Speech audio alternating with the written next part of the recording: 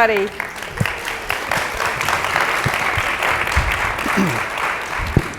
Welcome to Talking Art in Maine. I'm your host, Jane Dahmen. Andrew, the director of the theater, unfortunately couldn't be here tonight. His mother-in-law is having surgery, so we're sending him vibes of good healing energy and hope he's back soon.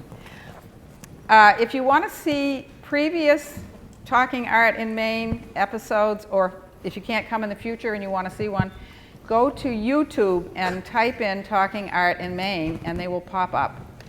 I told you to go to the Lincoln Theater website, but that doesn't work, sorry. So if you go directly to YouTube, that's the way to do it. I had a couple of other things. Oh, a couple of people wanted to know when the video of Jocelyn Lee, her talk will be coming out. That'll be in a couple of weeks. Usually takes about a month to get them done. How about a hand for Dahmen Liebert, who does these? Does a great job. And please join me in thanking our two generous sponsors, Horch Roofing and Maine Home and Design Magazine.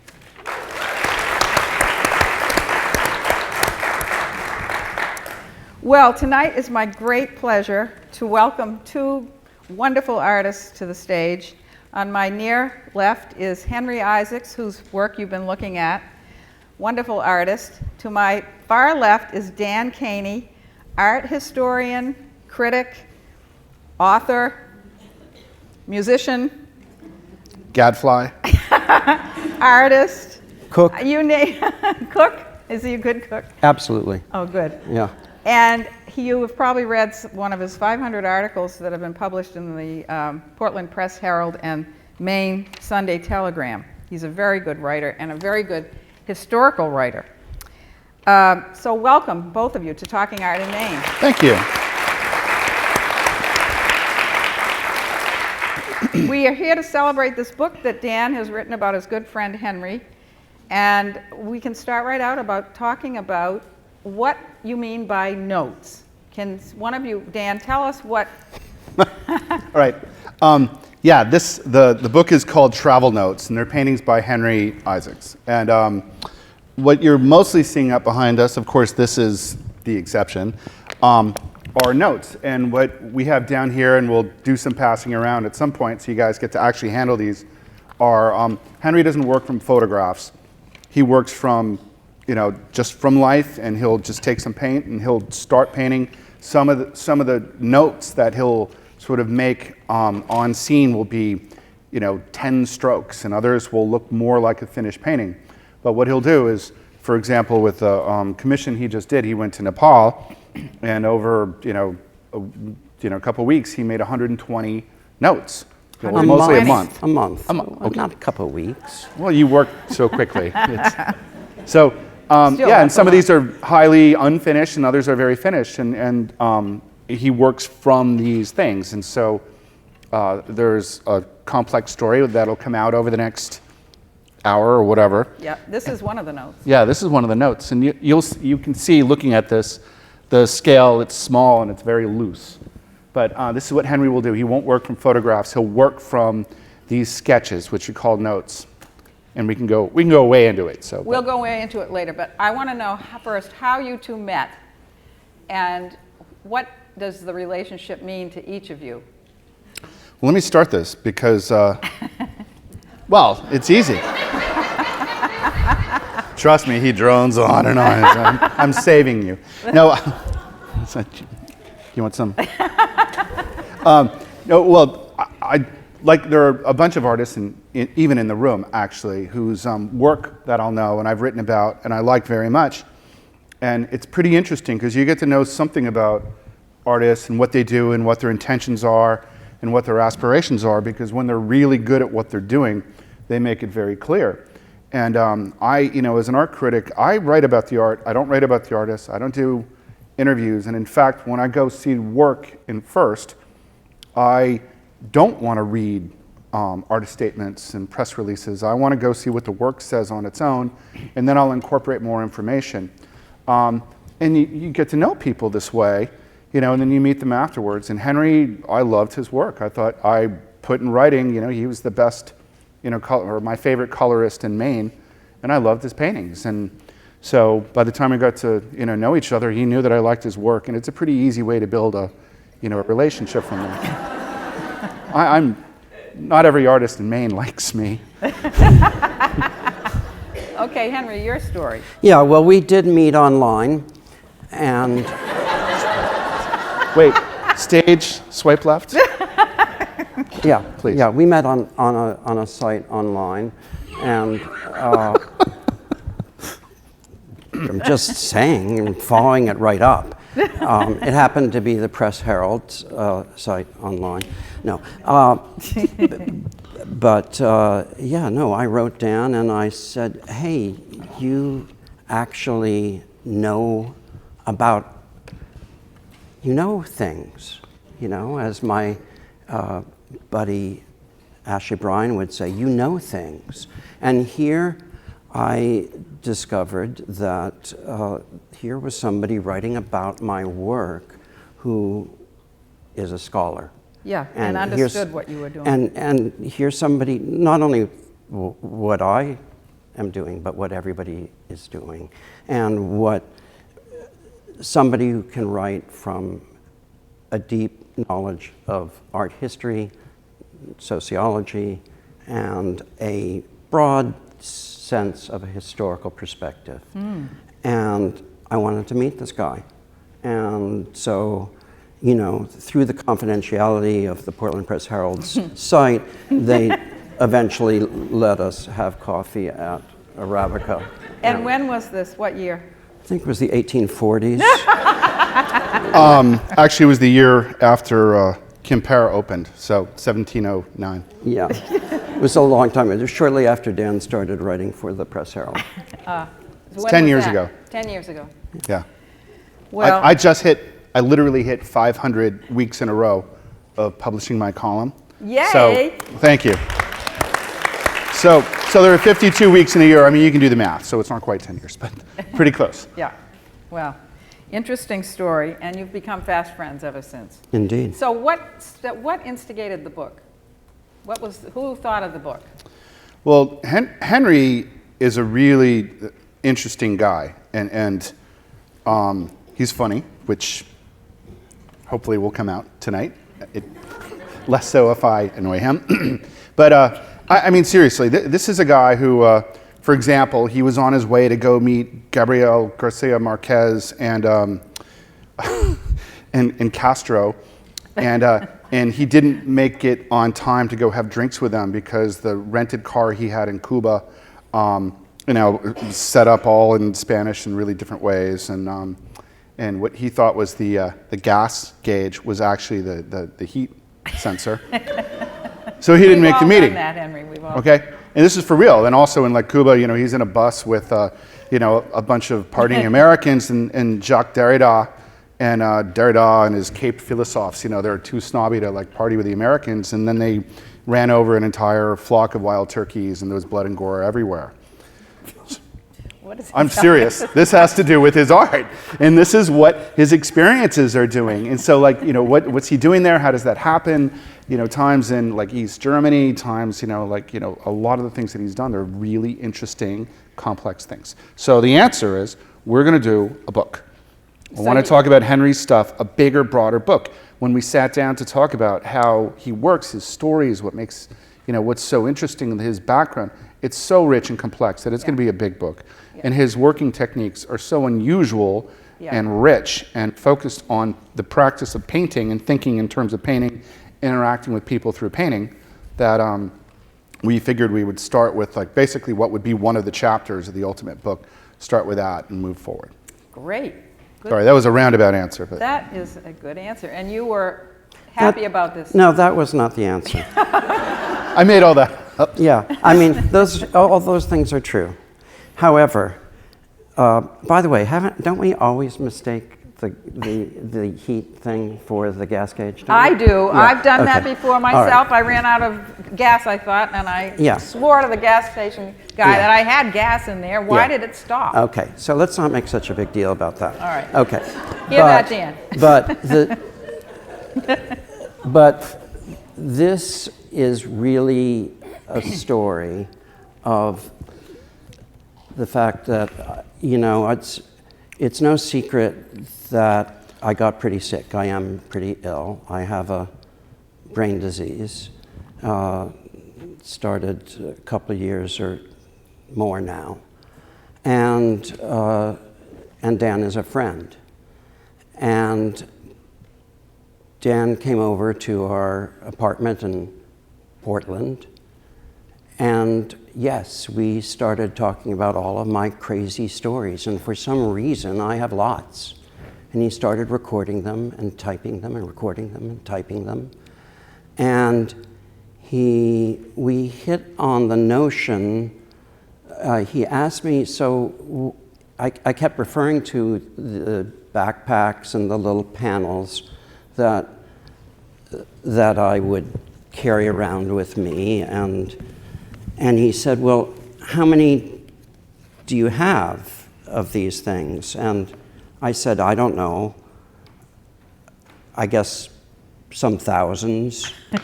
And he said, well, can I see them? And I said, I don't usually show them. And I don't show them at all. And so he said, well, how about this? How about if you put them out on your studio floor? And I hadn't been working in months. I had been very depressed. I had been very sad. I had been feeling sorry for myself and incapacitated. And so he left. I got myself up, and I have a sort of acre-sized barn of a studio in the West End of Portland, and I put these cheek to jowl across the entire floor. And he came back the next morning, got to the top of the stairs, and I was sort of behind him, and I've never seen this expression on Dan's face since, that he stood there. There was no place to walk. And he just put his hand like this and looked around, and he said, right. And he somehow, I think I remember him taking off his shoes, which I never would do. I would just walk on these things. And he picked up about 50 of them, put them in a heap, and he would say, okay, do something with those, and maybe we'll put those together and make a book out of them. Shortly after that, I brought Donna, my wife, upstairs, and she said, well, I hope he comes back and he'll help you clean them up. This is true, actually. This is also Especially true. that last part. Yeah, just like the heating gauge. That's how the book got started. And that's what a good friend does to get a fellow artist off his ass and out of his depression when he's sick. And that's what Dan has done for me. Yay. And it's carried through to this day. Aww. Such a good story, because I know it's true. Okay, this is one of the notes, as we call them. First of all, Henry, tell me where it is. Well, okay, that's one of the Volcano. Annapurnas in Nepal. So Henry just painted that last month. Henry just got back from a month in Nepal. Henry, you can see it right up here. I can, yes. Yeah. Okay, then, all right, let's go to the next one. Where is that? That's in the eastern range of the Himalayas, in what's called the Kambu, in the eastern, not far from Everest. Now tell me what you do with these notes. These notes are reference points. You don't take photographs, but these... I do not. These are your photographs. You bring these back to your studio, and you work from them to make a painting. Is that right? Yeah, and and this is also Nepal. This is Flags. These are prayer flags, and they're not my photographs. I don't know how to work from photographs, but they are my notes in that they supply me with information. If right now what I have done with these, and we can pass these around if your daughter's available. Right here. Yeah, you can start letting people look at these things. The larger ones might be easier to look at. Okay. Lennon, you want to pass some of these out, the bigger ones? Yeah, we could turn the lights up a little, Dahmen. Yeah, so like this is the actual scale of that piece that you just saw. So, and Henry painted that. Here, you can just hand them to people. And don't worry, he mistreats these things agonizingly. yeah. So what happens to these is right now they can be seen on things like Instagram and Facebook. They are, I've brought them combinations of these and others. I've brought them to 1/4 sized of the eventual finished pieces. If you look closely at them, I don't have them to project or anything like that tonight, but they are now at, for example, the image of Fishtail, which is the Annapurna one, or the image of the prayer flags, that's at 56 by 44. It will be roughly 95 by 88, something like that, when it's finished. I get it. Now, what are the ones that are framed, Henry? The framed pieces were for a show that occurred in April, in which I did take the small panels. This is a very different sort. Those were some of the 100, what worked out to be about 175 that Dan and I selected for both the book and an exhibition that started off in Portland. Part of it, or parts of it, can now be seen at Gleason Fine Art in Boothbay Harbor through the summer. But I worked on them minimally to add a kind of finish. It's under discussion now to what degree I will work on these, if at all. And so this is one of these things that the process that Dan and I embarked on 6, 8, 10 months ago has influenced the way I work. I may not go back and even take them that far. I may leave them like this. Okay. As finished paintings. I may. Yeah. I'm you haven't not decided? Decided yet. Okay. Wow. Interesting. Dan has had a good effect on you. Maybe. You're waiting to see. Where is this? Not very many people can say that, actually. This is in Nepal. Donna? Is Donna here? Donna. Here she is. Do you know where this is? It's in eastern Nepal, but I'm not certain where. Narakot. No?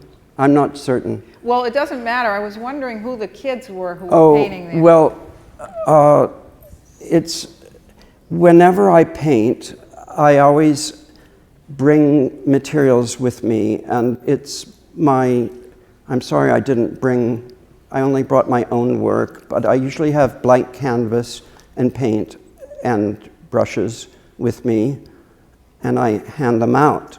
And it's wonderful. The most fun thing to do. And I give them out to whomever gathers around. It's incredible. And it transcends language and all other kinds of communication. This is a thing for Henry. There are pictures of him doing this in Italy and Guatemala and all over the place. There's a social element to what he's doing. I mean, we all understand that, like art ultimately is this cultural thing. Culture exists in society. It's not something that just happens off in a void, and if nobody sees it, it doesn't go anywhere. And Henry's work is social and public sort of right from the beginning, including his working method. I think it's one of the reasons why the notes, this sort of very direct painting, as it, that used to be the word, people would talk about direct painting, is very appealing to people, and they can see what he's doing. But there are some great stories about this. Yeah, and they're in the book. It's great that Henry likes people around when he's painting. You talk about sharing the process, and that's what you're doing. Most artists like to go alone in a studio, and it's a very solitary thing. It's unusual. You invite everybody in. There's a great story about the beach at Languedoc, and you wrote about that. Just tell us briefly the story, and then we'll get to looking at some of the pictures. The cover of the book is a painting that Henry refers to as the beignet guy, and beignets are, it's a fritter basically. It's a French version of a donut, and Henry wasn't having a particularly good week. He wasn't doing that well, and he was in south of France on a beach in Languedoc with his wife Donna and his daughter, and he was there just not having a great time, and then suddenly down the beach comes this sandy-colored guy selling these sandy-colored donuts on the sandy beach under a sandy sky, and he's singing the beignet song, which was beignet, beignet, chocolat ou framboise. Framboise? Framboise. Cerise? Je ne sais pas. Raspberries. Je croyais que c'était framboise. No, strawberries. Yeah, no, raspberries, right. Raspberries, okay. So anyway, but the point was, like, the guy selling his beignets, Henry thought this guy was awesome. He has this beautiful voice, and he's selling these. So he calls the guy over, and he buys some beignets, and then he offers him, a few more francs to sing the song again. And then the guy's repeating the song, and after a couple of minutes, everybody on the beach is singing the beignet song. And Henry's entire demeanor, just his attitude, completely changed. And there are several paintings, from that day. Like, he'll sit down and he'll make, sometimes 6, 7, 8, like paintings like this. I think there's some here. Some from Languedoc? Yeah. But it had to do with that attitude and the energy, the sort of like, social connection that Henry gets through painting is different. A lot of people work very differently. Sometimes it's very private, very personal. The struggle is personal. But Henry's element is ultimately finding a connection. So like a lot of painting, some of the tougher paintings, like there's a painting of Karl Lutz's where he worked, and Karl Lutz was a diplomat who basically was credited for saving 63,000 Jews. Really? Wow. During World War II. Yeah. By getting them out. And yet, so when walking through Prague, Budapest, sorry, Henry saw this, just a little plaque on the outside of a house, and he doesn't read Hebrew, but Donna does, so she read it, and that was it. And then he had this incredible sort of experience, because here he is, he needed, like we all do, here's this momentous place, this sort of incredible historical, poignant, difficult moment, and he wanted somehow to respond to it. So he did what he can do, which was paint. And he tried and he tried and he tried. It was a very difficult thing to sort of wrap his head around. And in the end, there's a picture of it in the book, but there's this very small, very yellow, very golden, almost like a Seussian picture of this sort of two-story building. And if you look at it, you won't know the story, but sort of like the social element, what it means for him to be a person within a society, using culture, moving forward, understanding, the realities of the past, but at the same time, responding with hope. And it's this sort of like uplifting, ultimate, hopeful sort of flavor to responses, even to some very difficult subject that sort of drives Henry's work all the way through. And so there will be sites of genocide in Rwanda, for example, and this had to do with, the Holocaust, or, a Jewish cemetery in a long forgotten place, that used to have a bustling medieval community of 20,000 Jews, and they're gone without a trace. And Henry's work will bring them to these places, and to us they might look like, superficially at first, like a charming landscape. But what's driving him, what's churning his energies, what's inspiring him, his muse is sort of wrapping this all up in humanity. So fundamentally, he's this incredibly optimistic humanist, and yet like what's driving him is sort of like the encounter with some very difficult realities. So going through the work and finding out about it, you don't need to, but when you do, it's poignant and powerful. There's a lot of depth to it. I mean, Yeah. you can look at the painting and think it's a beautiful, uplifting painting, and then to hear what instigated the painting is really quite deep.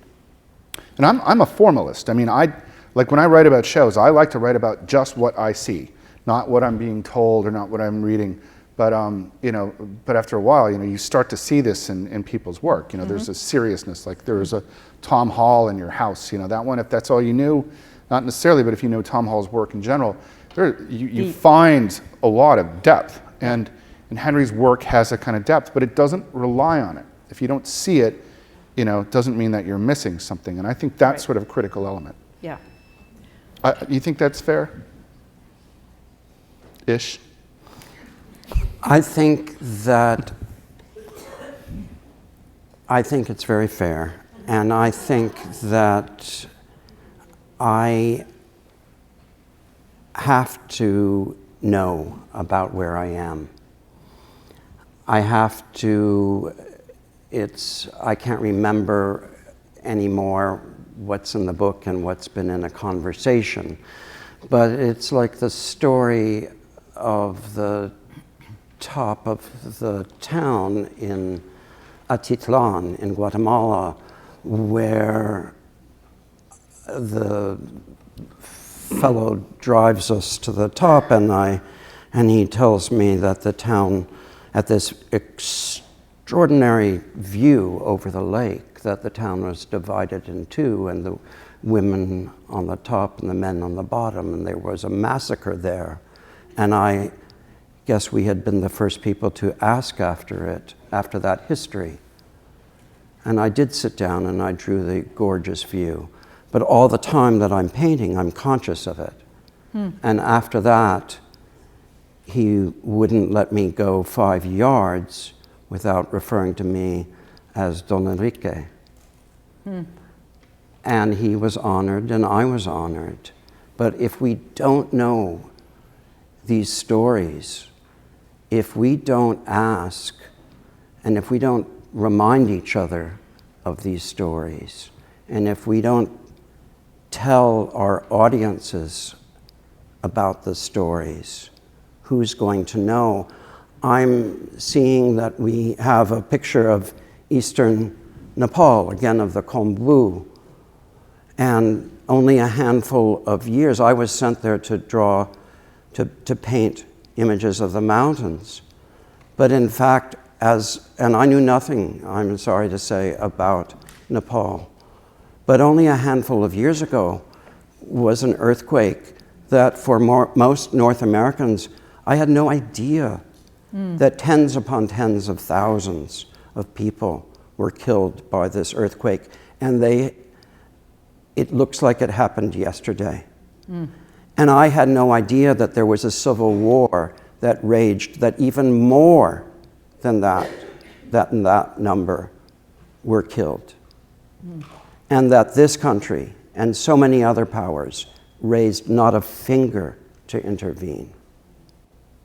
And unless we talk about these things, whether it's Guatemala, whether it's Nepal, if we only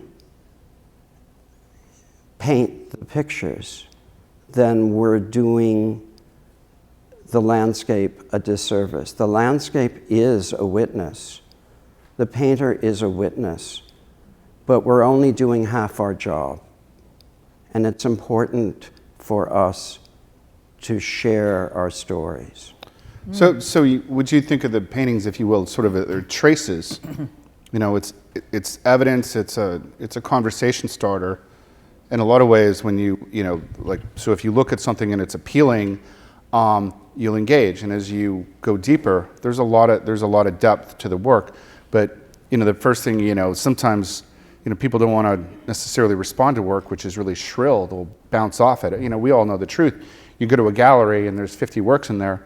You're not going to spend 2 minutes with every single one of those 50 works. And so, the way that you will engage, you know, your subjectivity, your focus, your attention, your depth, when you go through a museum or a show, you know, there'll be just some things that will pull you in. And so a group together can do it. But you know, the depth that will be in some of these works, it's subtle.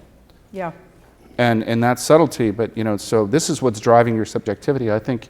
But I think the beauty part, there's a really hopeful edge to what you're doing. So fundamentally, it's like, you know, you're sort of an optimistic humanist, and you know, in terms of who you're talking to and your engagement now. Well, we have to think about Neil Gaiman. The volcano at the end of the. In the end, we volcano. do. Yeah, there's one of the works here is called The Volcano at the End of the Lane, which is based on the ocean at the end of the. Oh, you can correct my pronunciation. Gaiman? Yes. Is it Gaiman? Gaiman? Gaiman. One of those. Yeah. But you can tell that story better. I mean that's kind of the story. So there's some paintings that they're in the book, and you know, it's Guatemala, and you know, then there's a volcano, and the whole idea that, I mean, you could probably explain this one better, but the idea that it's right there, you know, like the ocean, this terrifying, dangerous thing, a volcano, this terrifying, dangerous thing, it's right there. It's your neighbor, and it becomes sort of, maybe friendly, right? No longer terrifying, you know. It's sort of, it's part of who you are. Maybe. But in talking about his stories, Neil Gaiman, who's a wonderful author and sometimes identified as an author of children's literature, sometimes not, did an interview with Terry Gross some years ago. Gross asked him, well, how do you know? How do you answer, is this book suitable for a child? He answered, well, if a book ends with hope, then I hand that to a child. And I always try to have a painting finish with hope, because I do believe that for a story, whether it's the violence of a volcano or the violence of the sea, for a story to be effective, for a story to be told and remembered, if it is not remembered with hope, then it will not be remembered to be retold. I'm trying to find a quote that you said. You talked about no matter how dire or sad the scene was, you had to end it with hope. That's what you just said. Well, let's look at some of your paintings that are things that, by the way, the Gleason Gallery, which is in the middle of Booth Bay Harbor, has all these paintings, and they very generously sent me high-res images so we could put them up on the screen. So if you want to see them in the flesh, go down to the Gleason Gallery. This one is called Bald Head North Carolina. I know we're going to try to talk about some of the stories in the book in relation to these paintings, but they really, I don't know what instigated a painting like this. Tell us how, if you didn't have some huge, what would you call it, epiphany or a feeling of something that you wanted to express about the landscape, what would inspire you about a painting like this? Before you start, and I want you to answer this, actually that idea about the epiphany is very interesting because he's, with the notes or whatever, a lot of them are very simple, and even some of the most effective ones, it'll be like the form, it'll be this gesture, and so it's all about sort of finding these minor epiphanies and how they come together. It's sort of what I see when I look at those, and so when I was, for example, picking out those 50 notes at first, you know, some of them looked quite finished, but some of the ones I thought were the strongest were just a few marks on a panel. So anyway, I want to hear the answer to this, but I think that's a really good question. Almost all of the work that I have done especially in the last 10 years, if not longer, are rooted in commissions. And Bald Head was one of those projects. Now, that does not mean a commission meaning an assignment. But for me, it's only that. It's only, and with great respect, there may well be people in this audience who've been kind enough to give me such assignments, and I thank you for them, but I still regard those paintings as mine, and they're just starting points. They're opportunities. But how I get there, they're still my routes. There are opportunities to work closely with, I use language like collectors and clients, and I typically, in this case, this was on the way to a much larger painting. I don't remember the scale. Dennis or Marty, do you know the scale of this one? Well, right now we have it. 36 by 40? No, bigger, right? Oh, 56. 96. It's 56 by 44. Okay, Pretty close. So the final painting we don't have that up there. was probably double the size. I'm sorry. If I really look lost in space, I am. But I'm looking at a monitor that's straight ahead, and it may have. It doesn't have that information. I see. You want to look at this? Oh, good. That's easier. Yeah, she has the cheat sheet. See?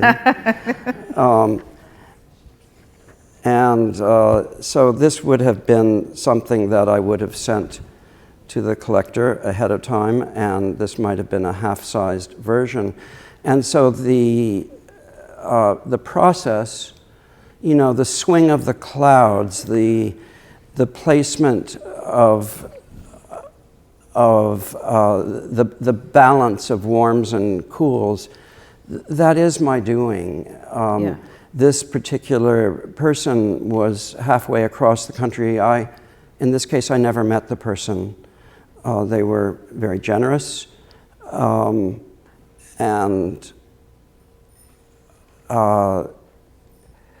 it was all about gesture. Now, Dan, you and I have a different interpretation of that word, right? Well, yeah, we use it in 3 or 4 different ways. So gesture, actually, I've used that. And so on one hand, you think of gesture as a literal gesture, but there's also sort of a form or a structure in a painting. And like when you do gesture drawing, any of you who've done life drawing, gesture drawing it's not about the gesture. It's about sort of like, sort of like the quickness. It's almost like a flickered image. But when Henry uses it, I think in general he's talking more about sort of like there's a structural development, and it's not a flat. Like I call myself a formalist, right? We'll talk about sort of like composition, for example. And composition, the way we understand it right now, is a single thing. It's sort of two-dimensional design, and it happens as a flash. Traditionally, that's not how it worked. So the Italian composizione actually had to do with the way that sort of the structure of the painting would unravel in space through time, because of course, at the time, all painting was narrative, even if it's simply based within the Bible, which was most of it.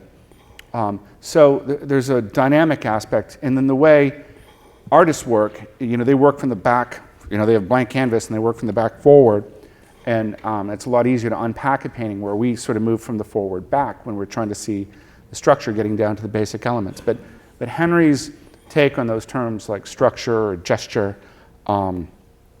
it is a little different than the way I might talk about it, because he's talking about it from the back forward, and I'm generally talking about it from the forward back. Is that as clear as mud? There's a lot of stuff. There's a lot of stuff here which is pretty complicated. Look, we met online. Well, what's weird is if you're facing somebody, swipe left to you is swipe right to them. Well, his brushstrokes and gestures make some kind of a structure. I mean, obviously, they gel into a structure. I mean, how different is it from the image that's on here? I mean, that obviously the most fun I had was that fabulous cloud, and then the echoes of it down below. Yeah. And the rest of it was an excuse to hold it up. No, but it's true. If you look at it, that's only a quarter of the painting is the beach, and 3/4 of it is the sky with a cloud. I mean, that. Well, let's talk about color too, because you're a great colorist. And how do you? I know you mix color on your paintings, but how do you keep them so clear? They're light. I don't mix them on the paintings. You don't. I mix them on the palette. But you don't brush. You don't brush over color. I mean, put colors on top of colors on the painting. I do that. But if you are talking about actually mixing the paint into another color, you don't do that. I avoid it. Yeah, because you'd have mud otherwise. Right. And your paintings are so lyrical and beautiful and light. And one of the reasons that I'm able to keep them in this way is the accident of the kind of materials that I use. I use a very pure, I use a paint that is ground into poppy seed oil, and I use no petrochemicals at all. Is that because of the accident that you had? That's because of an accident, and I also use a technique that's based on the viscosity of certain different kinds of vegetable oils that allows me to paint a lighter oil across a darker oil. This is going to get really, literally clear as mud. But I pay a lot of money for my paint. And so Are they special paints? They only in that they are ground, they are not using what has become in the 20th and 21st century. They are avoiding petrochemicals and synthetic linseeds. They're oils. But They they're are not, oils. Mostly Gamblin. Mostly Bob Gamblin and Williamsburg. That's kind of a nerdy answer, and it's also... Thank you. But it's... well, I mean nerdy in a... Well, In a good way. no. In a nerdy way. In a bad way? Yeah. Okay, what it comes down to, anybody here who paints knows that... I don't want to use the word bullshit, so I'll say something else. No, go for it. No, I'm not going to say bullshit to this crowd. Wait a minute. Please don't say bullshit. Wait a minute. We were... I wouldn't say bullshit. They're polite people. I trust my audience. No. Oh. Yes, that was funny. Come on, give me 5. You got to give me 5. So here, Henry was asked a question at a talk where Long ago. long ago in a galaxy away. far away. Exactly. Yeah. And somebody said, how can you possibly come to actually trust your audience? And Henry was agog because fundamentally he's a good guy and he trusts people, and it's the people that he trusts that he's painting for. It's not that complicated. So anyway, some artists are, I don't want to say narcissistic, so I won't use the word narcissistic. but again, I was just saying, calling bullshit. I was saying that what he was saying wasn't quite honest. And it was overly humble, and it is honest, but it's overly humble. Anybody who's painted knows that, whenever you introduce like blue to red, you think you're going to get purple. You don't. You get some version of poop brown, and it's terrible. And it takes a ton of skill. And what it really takes is experience. Yeah. This is where you can't just race out and know what all these things are going to do, because they're all different minerals, they're all different chemicals, and they react differently, so it takes a lot of skill. Henry does some of the things, like he doesn't use black, you'll see, and when he'll use sort of a heavier oil and he'll wind up working over it with a lighter oil. He does push paint around on the surface, but he's not mixing the colors per se, so there's a lot of wet on wet. And the thing that is mind-boggling, for example, about Van Gogh is actually he could pull all that wet oil paint through wet oil paint with those big, thick, luscious, buttery strokes and not get mud. It's amazing, and that's the thing. But if you're not an artist, you don't realize how hard this is. But Henry also hinted at one other thing that he does, which is very cool, very interesting, and sort of fundamental to sort of like the balance and structures, but also the color logic of his work. He talked about sort of warms versus cools. And a lot of times he'll work actually with 2 palettes because he can't use petrochemicals, so he can't wash off the brush. Really, he'll like rub it out in a towel or something, but he can't dip it in turpentine or turpenoid or whatever. So he'll use a lot of brushes, and he'll have a warm color palette here and a cool color palette over here. And then he'll mix a lot of those on the palette using a lot of white, and then also like some medium, but medium free of petrochemicals. Well, this next one shows the cool and the warm, and you've got that warm island, and the clouds are warm, and that cool blue. They're very satisfying to look at. This photograph is blued out. It's not that great, wouldn't you say, Henry? If you look, it is, yes. So it's a good example, but it's not that accurate. But it's not terribly far off. Talk about some of the influences in your life. Your father knew Jackson Pollock, and you had Pollocks in your home. You had Gropius. What? Go on, please. Sorry. So you can send them home. An in-joke. I didn't get it. No, it's okay. Oh, we were talking about that at dinner. Yeah. Yes. I forgot. At one time or another, there were many Pollocks in my house, and my father considered Jackson Pollock his closest friend, and Pollock would give him on any given day, 1 or 2 would arrive at the house for my father to look at. Sometimes just staple up on the wall. Oh, now I know what you were talking about earlier. For a time, and we had a small... What did you think of them? What I thought of them was, first of all, while Pollock died when I was about 7 7 years older, not quite 8.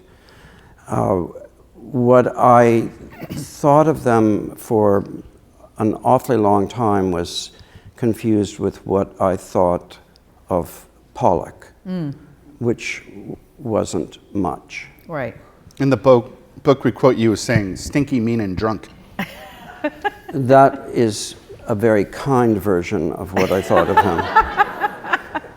I have never experienced violence. I should never have witnessed the kinds of violence. Wow. No parents should ever have exposed their children to the violence I was exposed to. Yeah, he was. The film version doesn't come close Wow.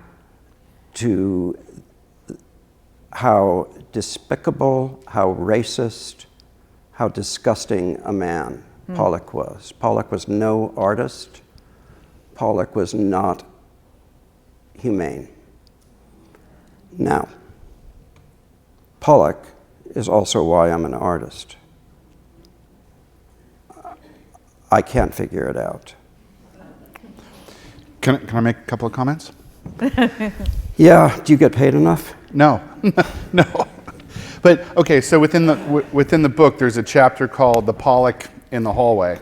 So when Henry was a little boy and he opened the door, there was a Pollock there, and that Pollock it's in the National Gallery.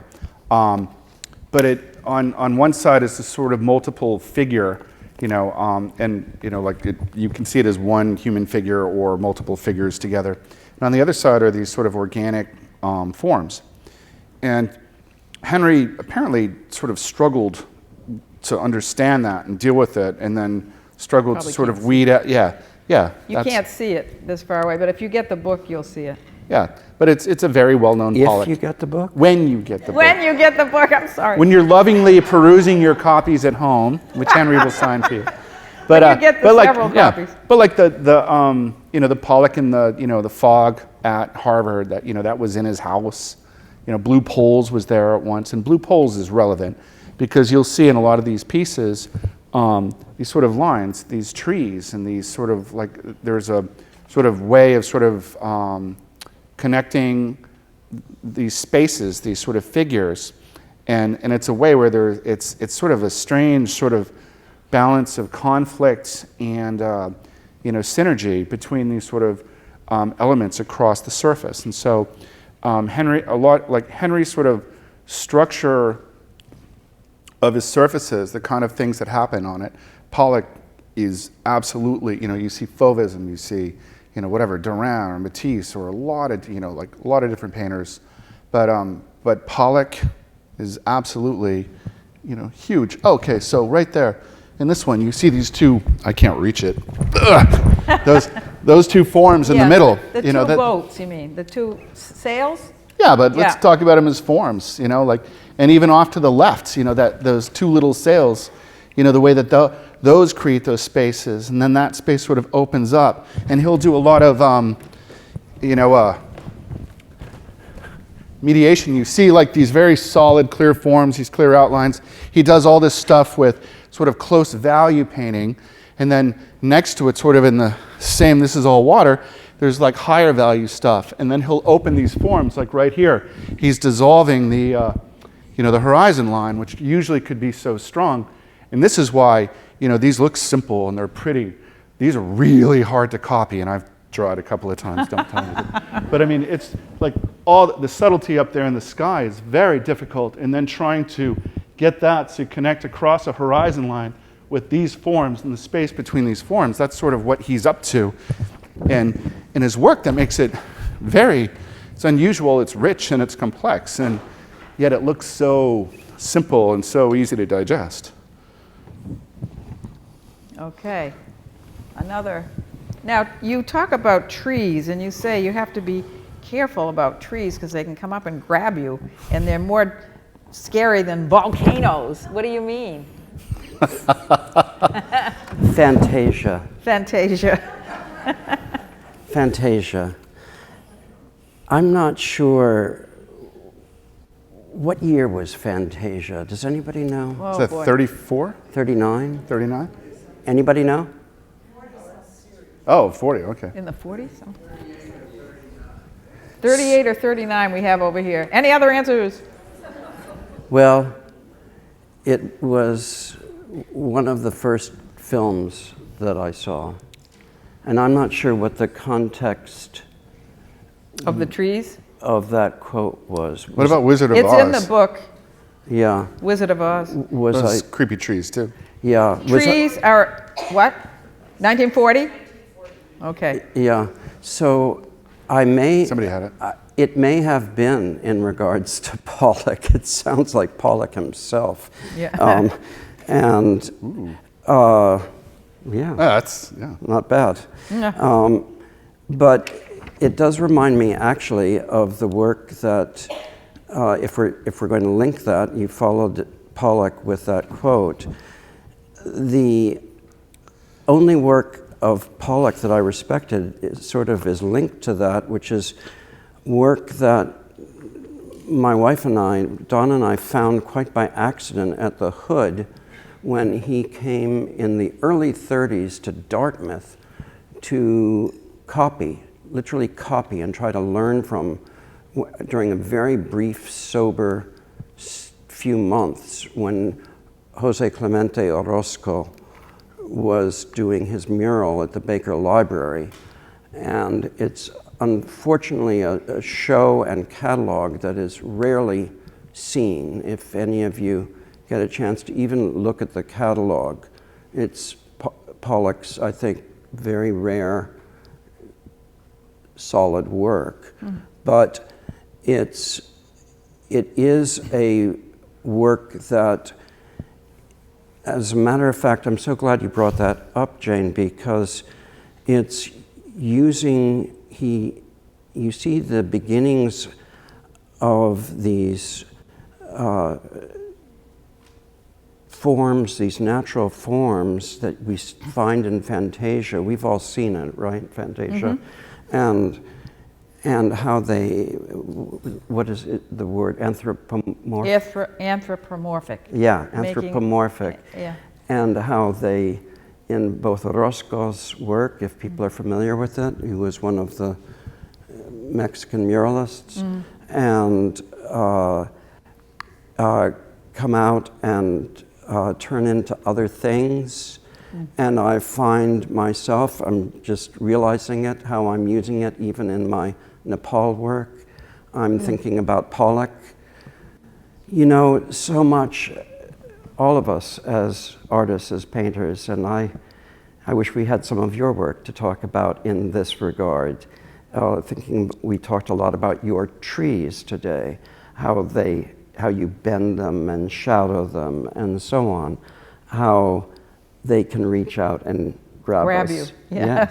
Yes. Jane's a really good painter, by the way. You should check out her work. Thank you. It's, Thank you.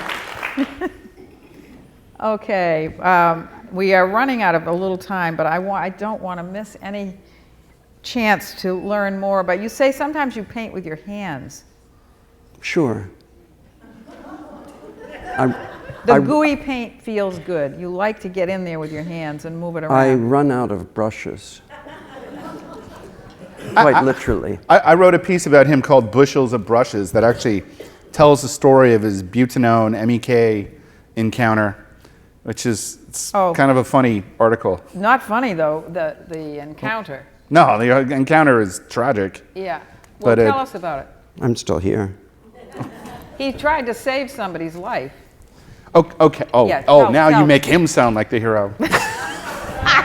Really? Okay. Actually, the article itself is amusing, even though it's telling the story of something that was pretty brutal. Two assistants were bringing 50-gallon drums of butanone, most commonly known as MEK, which is an industrial solvent that they used to use when he was teaching at Mass Art many years ago. And they crashed into each other, spilling 100 gallons of this highly toxic stuff, One guy ran off, sounded like a coward, apparently was the smart guy. Henry is a really good guy, so of course he runs over and he helps the other guy. And for his incredible caring, he was given the prize of chemical narcosis. And he was poisoned, like significantly, and it took a long time to sort of figure out what was going on. And it was actually Saab Aeronautics over in Sweden were like the only people, and this is, you're talking after years and years and years of trying to find a solution, had come upon what they called painter's disease. Of course, they said it in Swedish. No, but seriously, and they were the only people who actually had any experience treating this kind of thing. And what they found is that Henry actually had a chemical narcosis-related lesion at the very top of his brain from these petrochemicals, from these olefins. That's kind of most of it, sort of, ish? Yeah, not a fun story. Yeah, so, no, but the article is a lot more entertaining. It talks about... Well, okay, here's a tree, one of your trees. This one is called Merrimack, what? Oh, it's right there. How do you guys know all this stuff? They're smart. Trust your audience. You don't know what size it is. Ugh. Okay, I don't know, I see Olga, I'm how not big trusting is it? all of you. This What is is fairly the size? small. It's 20 by 24. I just wanted to mention something else, and that is you don't call yourself a plein air painter because you really don't finish your paintings outside. What you do is you go into your studio, and that's where the invention happens. So talk about that a little bit, because you do all this outside plein air painting, which Dan wants you to make into finished paintings, but what you're doing now is going into the studio and inventing in the studio. That's right. Well, there's a couple of points there. I'm not even sure what plein air painting, I think in this country, maybe it's easing up a little bit, but over the last 15 plus years, plein air painting in this country almost has to, when you say it, it almost has to have a little C with a round thing on the bottom of it, because they all look the same to me, and they're all stylized, and people go with great respect to these teachers. They all have processes and techniques, and they all look the same to me. I'm so sorry to say that, but I do think that at a certain point that the landscape, the object in front of you can actually get in the way That's funny. of your own thoughts. Okay, I get it. I want to say something about that. Yeah. You know, what happens with like standard painting in general, like when you're talking about representational painting, and this is oversimplifying it, and yet it kind of gets to the way most artists actually work. So the first thing you do when you're making a painting is you try to make this thing legible, whatever it is. If it's a landscape or a car or a person, you make it legible. If it's just a person, it only has to look like a person. If it's a specific person, you want it to look like them. Then the last part of the painting, when you finish it, when you're, like finishing it, if you will, all the way through, is you switch from making it legible to making it become a good painting or look like an appealing painting. And those are two different things. Mm-hmm. And so and when Henry's talking about his process, there is something very interesting that goes on with his process of doing these notes. And what it is he will find the painting. He's in a place, he'll find something. It's about, and like painting, if you will, for him like this, is a process of looking, but actually matching up the looking, to forms. And so he's discovering forms and structures, gestures, things that would be part of composition. But composition, again, for a lot of people who have sort of less experience with it, and for just a lot of people out of choice, it's not static two-dimensional design. It's not this fait accompli. It develops. And when we look at, a picture like this, it happens over time.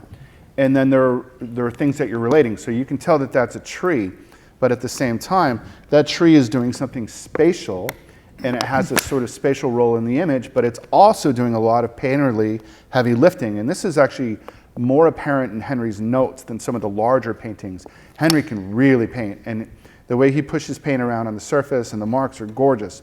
But when you say like a photograph of the big ones, you miss out on the brushwork. And he really lets it fly. So what's happening in that tree, which is so interesting to me, this is one, there are a lot of things going on, but so for example, you see the sky, which is, if you will, the background, the negative space, pushing through to the front, where you have like these lighter, in the blue strokes sort of interacting, and you have this sort of patchwork surface. So you have the surface of the painting, you have the strokes of the painting that are doing something. They're creating a sort of system, and then you have the whole representational system. And then there's the way that this whole thing unfolds when you look at it, because it shifts and flutters through time. Henry likes, aspens, because the sort of like Quivering. the quivering, fluttering in the leaves, it's sort of like a, like dappled logic, and you'll see like a lot of dappling in his work, even though you also see this close value. And if do you know what I mean by close value?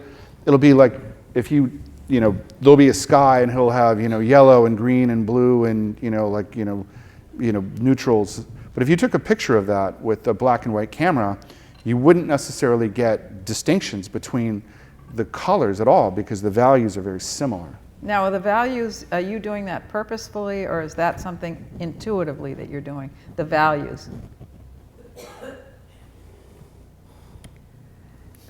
When we create a painting, what matters in the end is this is what has to work. This is the reality. This is something that we are creating. This is the two-dimensional reality. This has to communicate. If I am using a close value, a sharp contrast, whatever I am deciding to do, my inventions, whether they are left by decision, whether they happen by accident, it's all me. Sure, yeah. And it's also one of the reasons I go inside. I leave all the other influences. So I'm not quite certain what intuitive even means, except that it's intuitive is for me, the only way I can interpret that is that it's the compilation of 50 or more years of painting. That's a good answer. That's how I put that too. I mean, what you do is you develop a sensibility over time, and there's a lot that goes into it. There's what you've seen, what you've read, what you've heard, what you've done. And another way to think about this, if people are musicians or if you speak another language, there's a fluency in what you want from somebody who's a really good painter or a great musician, and we have several of both of these things here. You want people to be able to think in terms of their medium, and so that you do it without thinking about it. You can speak another language or play a piece of music or paint, but once you learn enough about what you're doing, you're thinking in those terms, and so it's very difficult to sort of unpack that from the perspective of the artist doing the work. Yeah. The problem becomes if we bring the same solution over and over again. But that's not fluent. That's a right. It's a different set of problems, and that's when our 50 years of learning becomes a real issue. And that's why, in fact, going to Nepal was one of the most difficult, hardest, and best things that I could have done.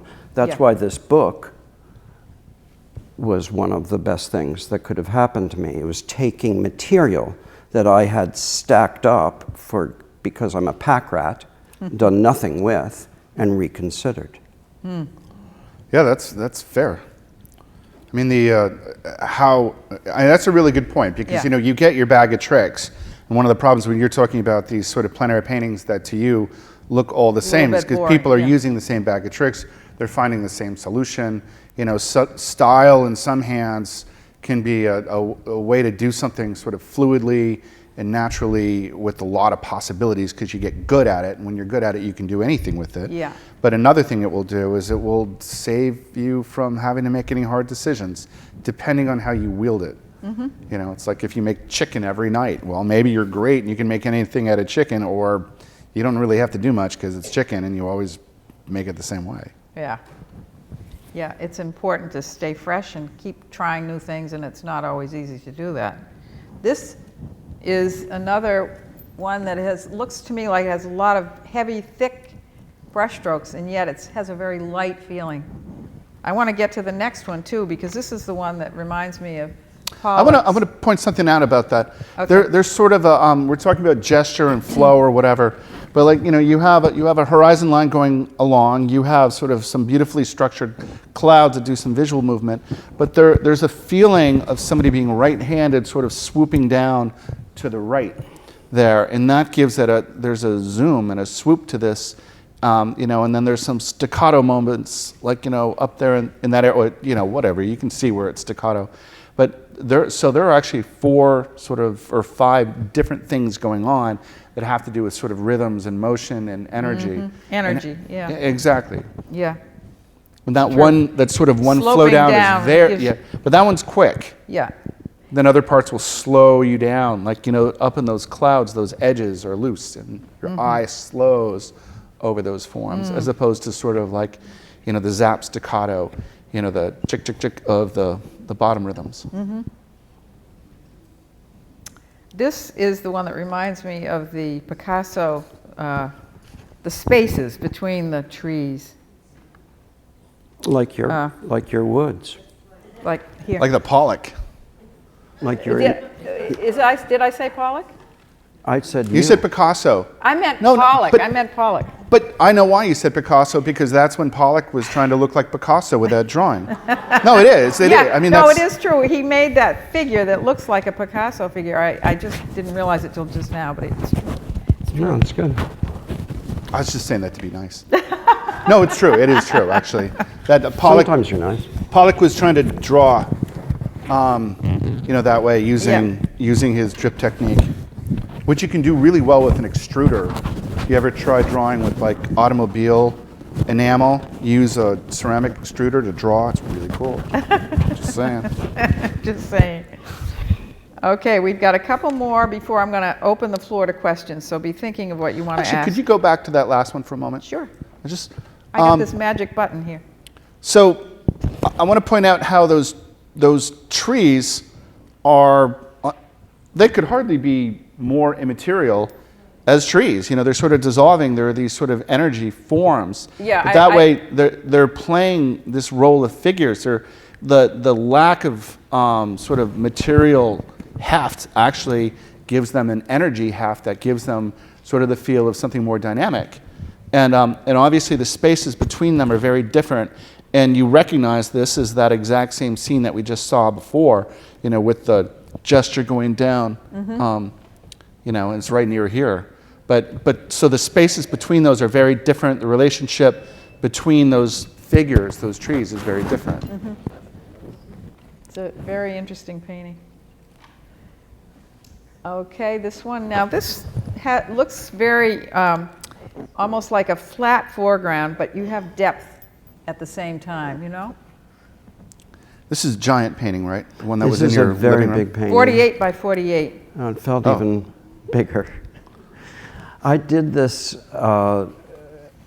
range of very small little sketches, actually out of a car window on Martha's Vineyard, as a torrential rainstorm was letting up. And then I went right to a very large format.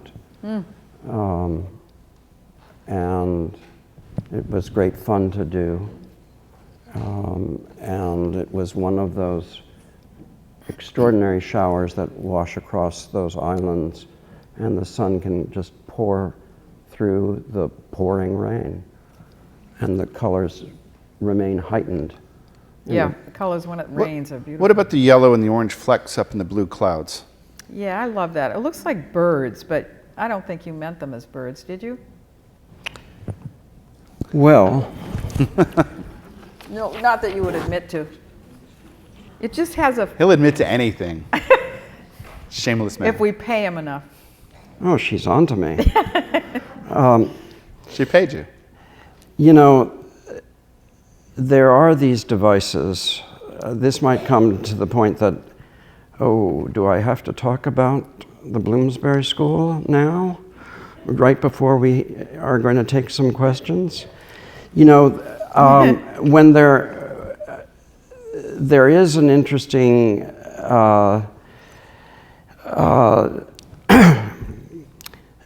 sometimes bits and pieces of our past just sort of ooze out at the wrong moment, and our metaphors just kind of haunt us. Oh, gosh. Our bad British toilet training just comes up. I knew that was coming. It just had to happen. Go on, come on. Give him the whole thing. The school I went to Bloomsbury. was called the ... School of Art in those days, but Where was it? at the Slade Oh, School Slade. of Fine Art, but in the end, what I believe is, just ignore what I just said, ignore the man behind the curtain, that any of you, and there are a few anyway, of you who have studied with me in the past, but I believe that despite the fact that we end up painting rectangles or squares or sometimes curved surfaces, Except for Sam. that the world Sam, yeah. is, that we are inside of some sort of sphere that goes up and over and around us.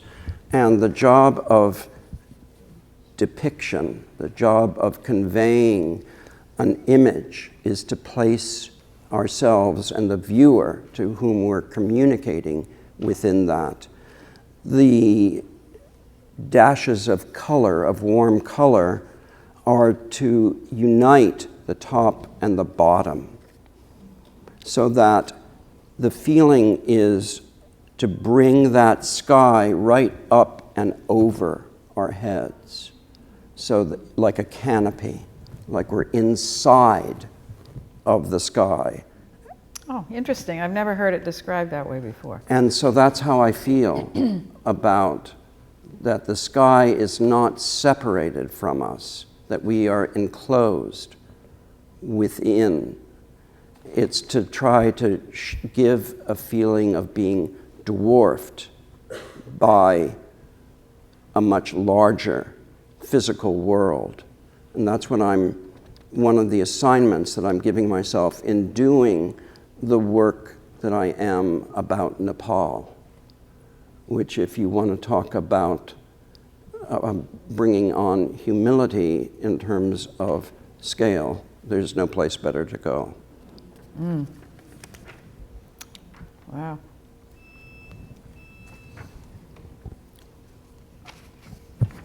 Do you want to say anything about this one? River in May. And it is 54 by 42.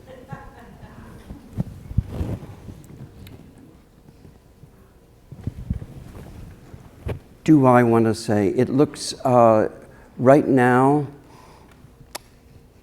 it looks extraordinarily difficult to do.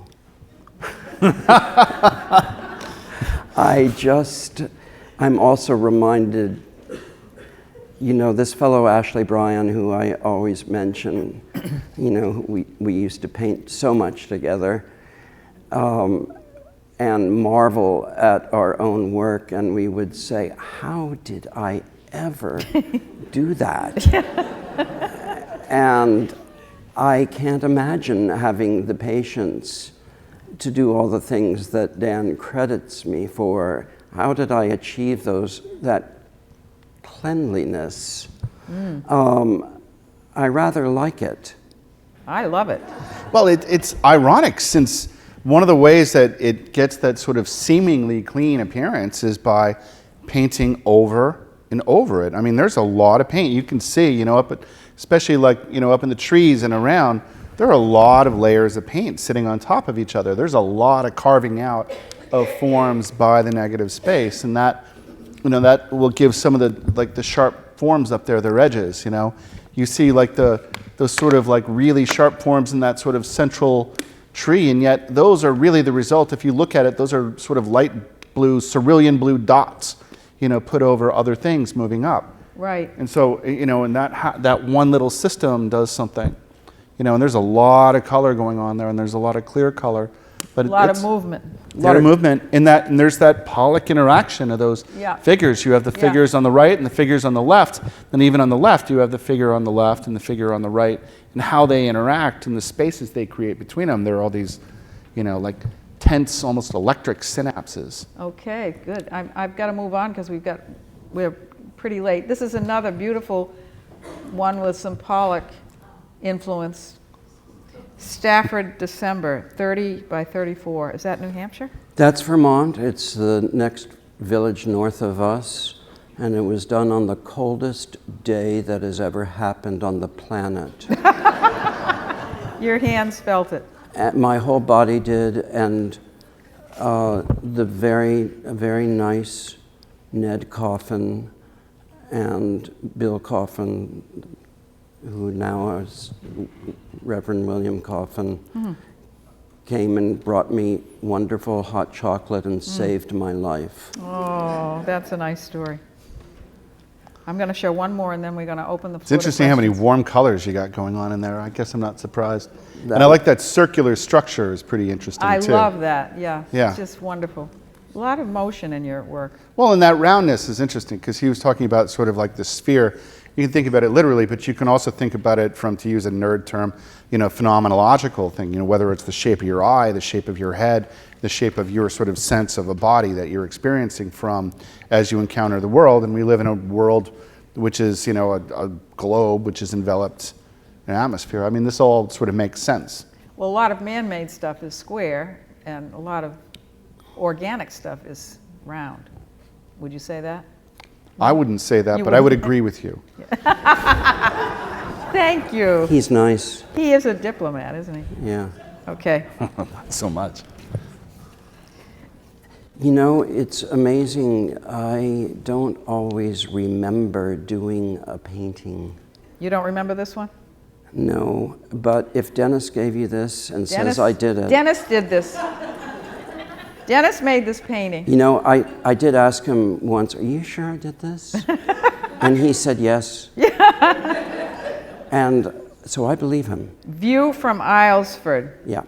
It sounds like a title. Sounds like the right title. It really looks like a painting that I did. And you've been out there. It really looks a lot like my painting.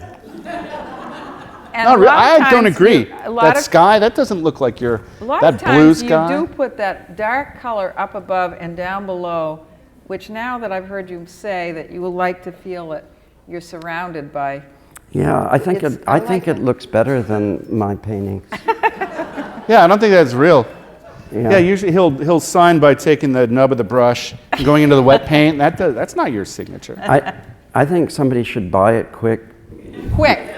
because it's better than what I usually do. I think you should find who actually painted it and sign that guy. Now, He's good. How many people would you like to ask some questions? We have a few minutes here. Here's one. Connie. How big? Oh, thank you for asking. Only I know. Dennis and I know. 30 by 40. 36 by 48. Yes. When you arrive at a site and you immediately visually see things, but you talked about hearing sad stories, tales of awful things from the location that you art that you produce? It Sure. instigates it, but did Sure. everyone hear the question? Okay. Dan, repeat the question. When you get to a site and you start to paint, but you hear sad stories and things about it, does that affect how you paint? It does. And I think it makes the doing of it more important. I often gravitate towards those places. For those of you who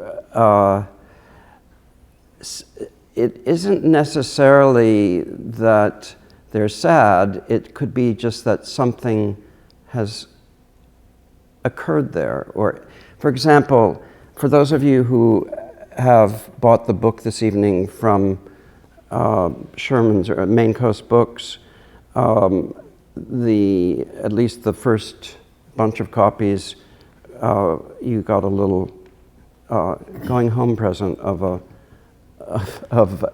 Limited edition print. a limited edition print. Well, that print is, maybe some of you figured out the location, which is just to the north side of town here, and it's just above the place that you can walk out and see the shell middens. The middens, oh. And so I didn't know that at first. And I've painted there now many times. And that became more and more important to me, to paint that place. And because it's not everywhere along the river and the coast that we can see evidence of the people who were here before. I think it's more a matter of responsibility to do a good job. I think that might be the only, it's not a matter of necessarily pulling out the sad palette. It's more a matter of doing the job well.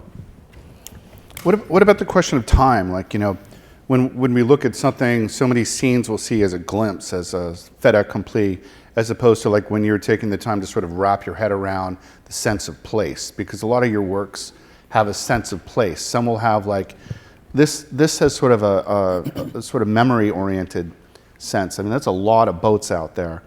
And so there's a thing of it happening over time. Do you know what I mean? Like some images happen as a flash and others sort of develop more slowly the sense of place. And your work will shift with those. Sometimes it's more painterly. Sometimes it's more about colors. Sometimes it's more about the sense of place. Do you paint the same scene many times? Well, I don't always have that opportunity. I had a home on that island for more than 35 years. Islesford. Islesford.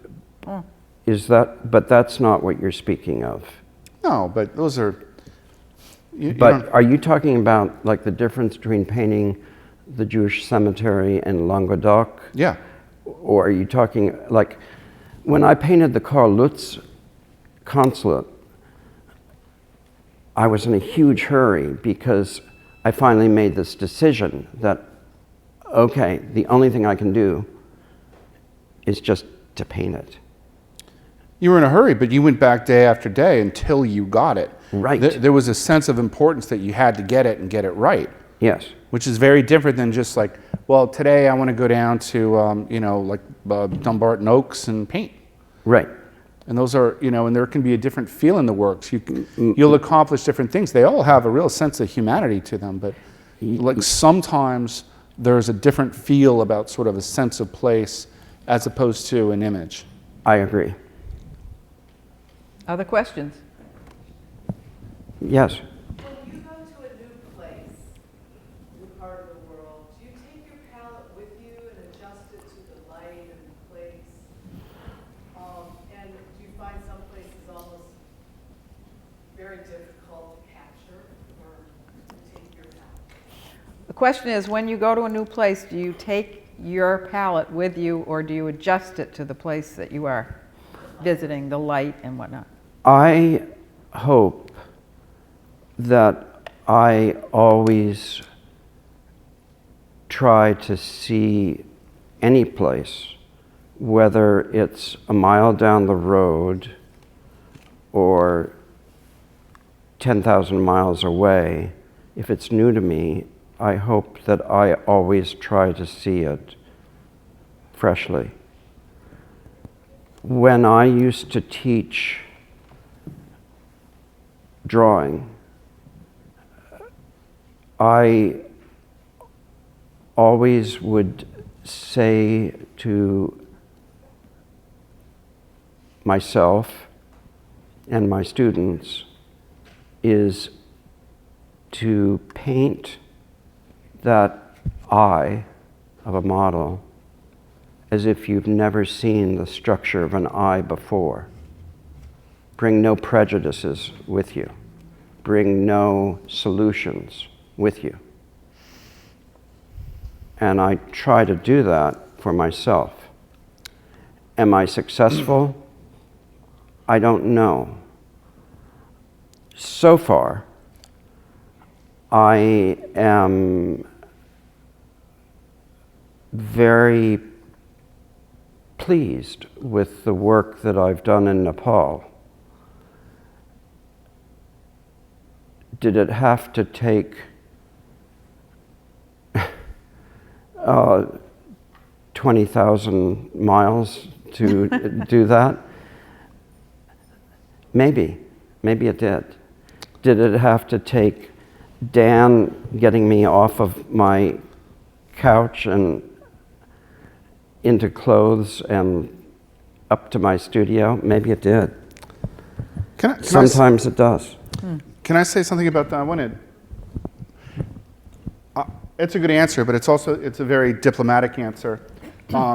Henry has said a lot of different things about this, and they're all, they're correct. But one of them is when he gets a new place and he's going to paint, you've said you'll pull out paint, doesn't matter what color, and you'll start working.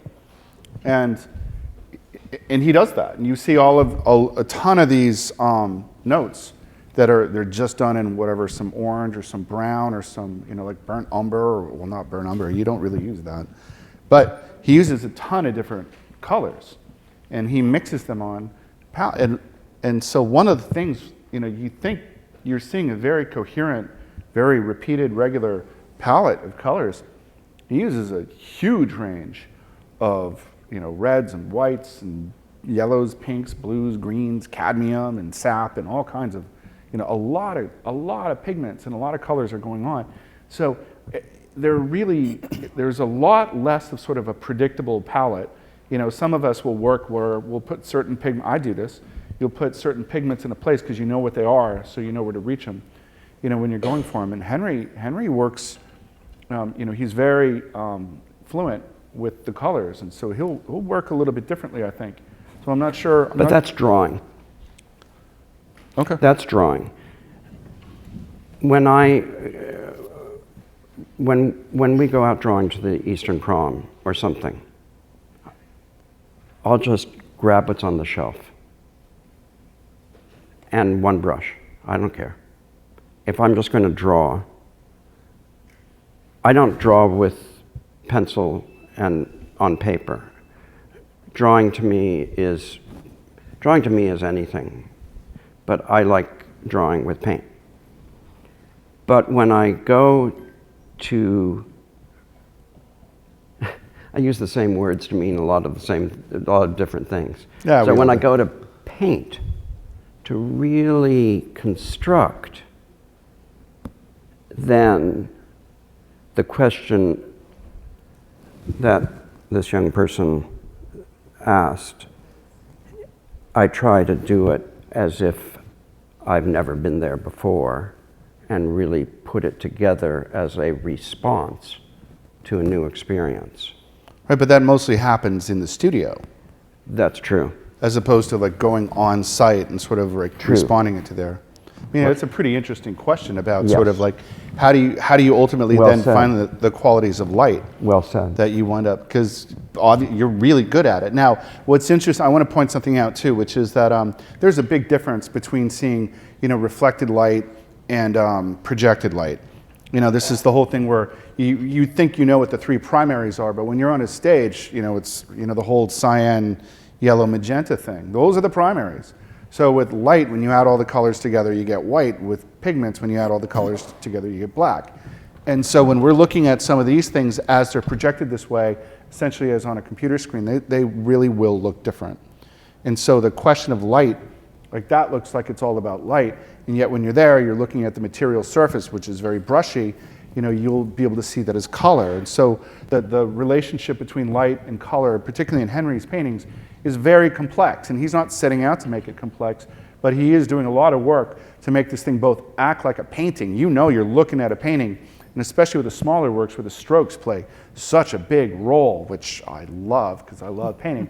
But it gets complicated because we're looking at two things. We're seeing a scene here, we're seeing Islesford, but above all else, we're looking at a painting. And in this case, we're looking at an image of a painting of a place, and it's being projected in a different form than it was actually made. So your brains are picking all that up, and it's doing all that work without you even thinking about it. And that's part of what makes some of these conversations a little bit tricky when you really try to nail it down. And that's why it's not so easy necessarily to go straight at it and actually feel like you sort of own the subject in the end. I mean, what Henry's saying is exactly right. How all that relates to what we're looking at right here is complicated. That was probably completely useless and made it worse for you. Sorry, but... How long is the show up at the gallery so that people can see these in the flesh? What are the dates? There's always work over at Gleason. But They always what are the dates show of the it. show? The show is August 1st, with the reception first Friday of August 5th. Having said that, if you're talking about the work that is akin to this kind of stuff, they right now have a collection of, correct me, of about 20, maybe 25 small pieces At the Gleason. at Gleason Okay. Fine Art In Boothbay. in Boothbay Harbor Right. now. GleasonFineArt.com? Yeah. Oh, what is it? What's your website? Oh, Yeah, and that's on it's there. not info at Gleason? Oh, come on. Let's say all kinds of different versions so these people remember it exactly right. GleasonFineArt.com. Okay. Any other questions? Yeah, there's one. When I looked at the notes that were passed around, I thought they had a very different feel from the look of the painting.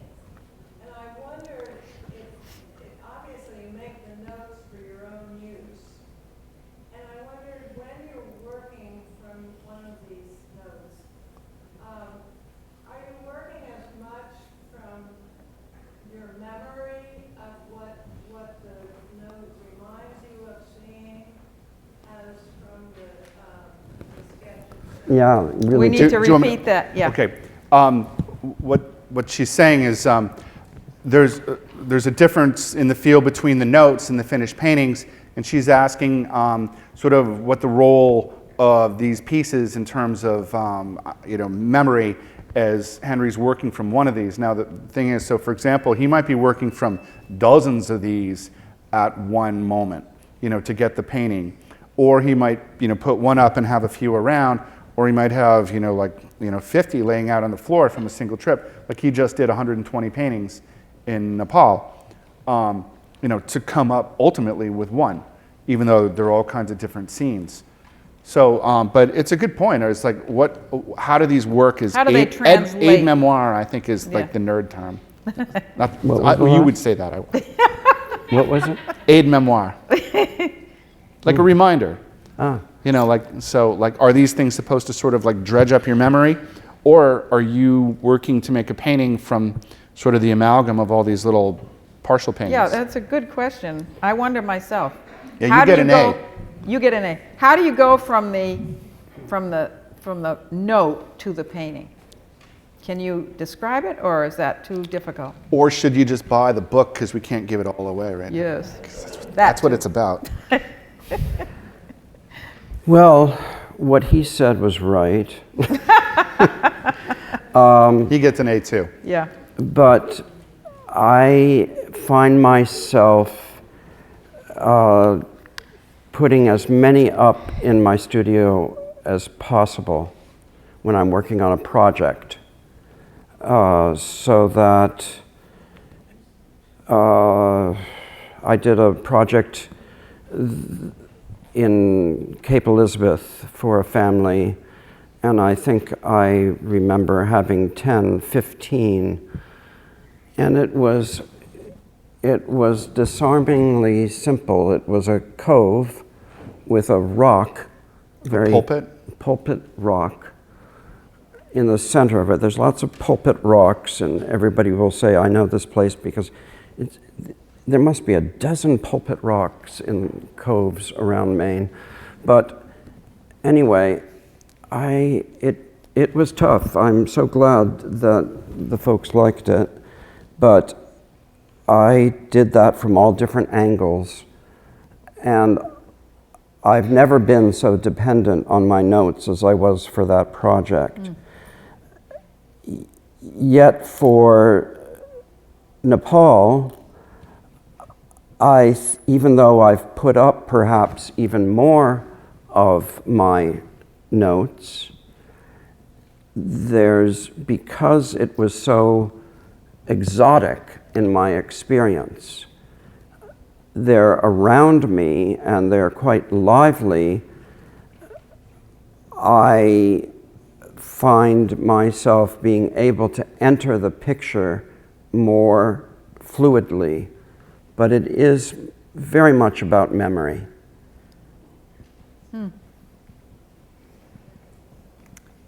Well, this has been a very interesting evening. Thank you so much, Well, both thank of you. for Yeah, coming. Oh, namaste, right? Namaste. Really.